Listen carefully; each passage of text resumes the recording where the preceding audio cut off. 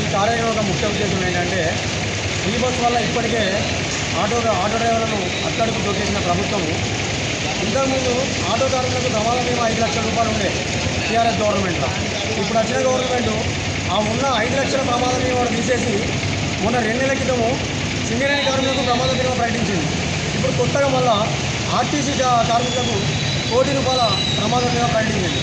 అంటే మా ఓటు ప్రభుత్వానికి అవసరం కానీ మా సంక్షేమం అవసరం లేదని చెప్పి ఈ వార్త ఈనాడు వార్త వచ్చింది కదా, ఈ ఆర్టీసీ ఎండీ ప్రకటించింది, ప్రభుత్వం తీర్పులో పాస్ చేసింది కదా. అంటే మరి ఆటో కార్మికులు కాదంటారు, సరే మేము దాన్ని ఒప్పుకుంటాం. అసంఘటిత కార్మికులు మేము మాకు ఎందుకు ప్రమాద బీమా వద్దు అని చెప్పి మేము ప్రభుత్వాన్ని అడుగుతున్నాం. మేము ఓటు వేసేదా, మేము మా సంక్షేమం మీకు ఎందుకు అవసరం లేదు. ఇప్పటి వరకు ఫ్రీ బస్ వల్ల 200 మంది ఆటో కార్మికులు చనిపోయినా కూడా కనీసం పరామర్శించని ప్రభుత్వము మాకున్న ప్రమాద బీమాను కూడా తీసేసి ఇప్పటివరకు సంక్షేమ బోర్డు ఇస్తానని ఇంతవరకు కూడా నిమ్మకు నీరెత్తినట్టుగా కాముగా కూర్చున్నది. మరి మేము కనబడతలేమా? మొన్నటికి మొన్న బాసర ఐఐటికి 250 కోట్లు ఇస్తా అన్నది. ఇప్పుడు ఆర్టీసీ కార్మికులకు ₹1 కోటి బీమా ఇస్తున్నది. సంక్షేమ బోర్డు కోసం అడిగితే పైసలు ఇవ్వండి. అంటే వేరే పనులు చేయడానికి పైసలు ఉన్నాయి ప్రభుత్వం దగ్గర, కానీ ఆటో కార్మికులు అంటే ఎందుకు బామర్చించలేదు? అసలు ఆటో కార్మికులు మనుషులు కాదా మీ దృష్టిలో? మీరు ఎందుకు ఇట్లా ఆలోచిస్తున్నారు? అయ్యా రేవంత్ రెడ్డి గారు, దయచేసి మేము అడుగుతున్నాము, దయచేసి మమ్మల్ని ఒక్కసారి చిన్న చూపు చూడకుండా ఈ పెద్ద మనసు చేసుకొని ఆటో కార్మికులకు సంక్షేమ బోర్డు ఏర్పాటు చేయండి. ఈరోజు బీఆర్టీయూ ఆధ్వర్యంలో మేము ఈ కార్యక్రమం చేస్తున్నాము. ఇది ఇప్పుడు ఇలా మండల లెవెల్లో ఉండొచ్చు, రేపు జిల్లా లెవెల్లో, స్టేట్ లెవెల్లో కూడా దీన్ని ఉద్యమాన్ని ఉధృతం చేస్తాం. సంక్షేమ బోర్డు ఏర్పడే వరకు మేము పోరాటం ఆపమని చెప్పి మీకు ఈ వేదిక ద్వారా తెలియజేస్తున్నాము. అలాగే మా రాష్ట్ర నాయకుడు వేముల మారయ్య గారు గ్యాస్ ధరలు పెంచడం వల్ల గ్యాస్తో నడిపే ఆటో వాళ్ళు మొన్న ఒక కార్మికుడు హైదరాబాద్లో చనిపోయాడు.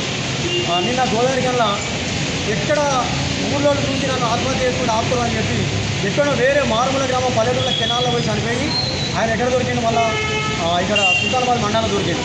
అంటే ఇంతమంది ఆటో డ్రైవర్లు చనిపోతున్నా కూడా వాళ్ళ ఆర్తనాదాలు మీకు ఎందుకు వినబడతలేదు?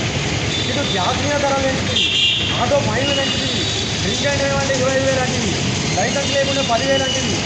రేపు లైసెన్స్ కావాలంటే ఆన్లైన్ ఎగ్జామ్ అనబడుతుంది. మరి మేము బతికేది ఎట్లా? 200, 300 మిగులుతలేము. మాకు అదే చదువులు రాక ఉద్యోగాలు లేక మేము ఆటోలు కనుక్కొని రోడ్ల మీద బతికితే మీరు కార్మికులు కాదనబడుతుంది. మా ఓటుకేమో రాబడుతుంది, ఓటు ఏమనబడుతుంది. ఆటో డ్రైవర్లు అన్నదమ్ములు కడుపులో పెట్టుకొని తీసుకుంటానికి సంక్షేమం బోర్డు ఇస్తానికి ఇప్పటివరకు గతి లేకపోయాయి. మరి ఎందుకు ఇట్లా చేస్తారు మమ్మల్ని? మేము మనుషులం కాదా? మరి మేము బతకద్దా? మా భార్య పిల్లల్ని పోషించుకోవద్దా? ఈ ప్రశ్నకు సమాధానం ఖచ్చితంగా రవాణా శాఖ మంత్రి చెప్తారో లేకపోతే మన ముఖ్యమంత్రి గారు చెప్తారో దయచేసి మళ్ళొకసారి మేము ప్రాధాన్యపడుతున్నాము. మేము ప్రభుత్వ వ్యతిరేకం కాదు, మీ ఫ్రీ బస్సుకు వ్యతిరేకం కాదు. దయచేసి మా యందు దయతలిచి మా సంక్షేమ బోర్డు వెంటనే ఏర్పాటు చేయండి. గతంలో ఉన్న 5 లక్షల ప్రమాద బీమా 15 లక్షల రూపాయలు చేయండి. సాధారణ మరణానికి 5 లక్షల బీమా చేయమని మేము కోరుకుంటూ ఆటో కార్మికుల ఐక్యత, ఆటో కార్మికుల ఐక్యత. జై